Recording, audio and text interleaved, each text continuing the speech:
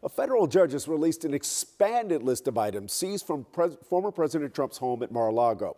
ABC's Ike Ajoji breaks down what's on that list.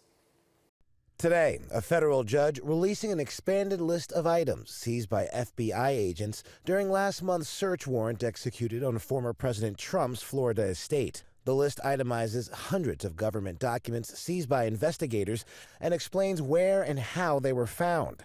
The Justice Department's inventory of items taken states some documents bore classification markings ranging from confidential to top secret and were intermingled with items like newspaper clippings, photographs, books, and clothing. In Trump's office alone, DOJ alleges there were 43 empty folders seized with classified markings.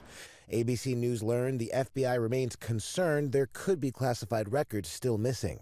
After Thursday's high-stakes courtroom showdown, a judge is still deciding whether or not to appoint a special master, an independent person, to review the seized documents for any executive or attorney-client privilege conflicts.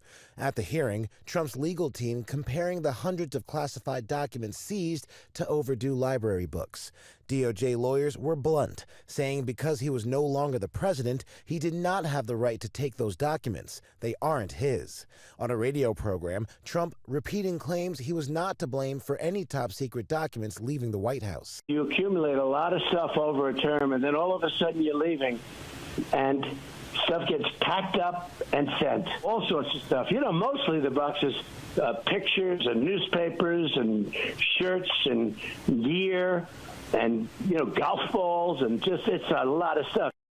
If the federal judge appointed by Trump rules in his favor, then lawyers on both sides will be offered to make suggestions as to who can review the materials. If not, Trump's legal team says they will appeal. Ike Ajoji, ABC News, Washington.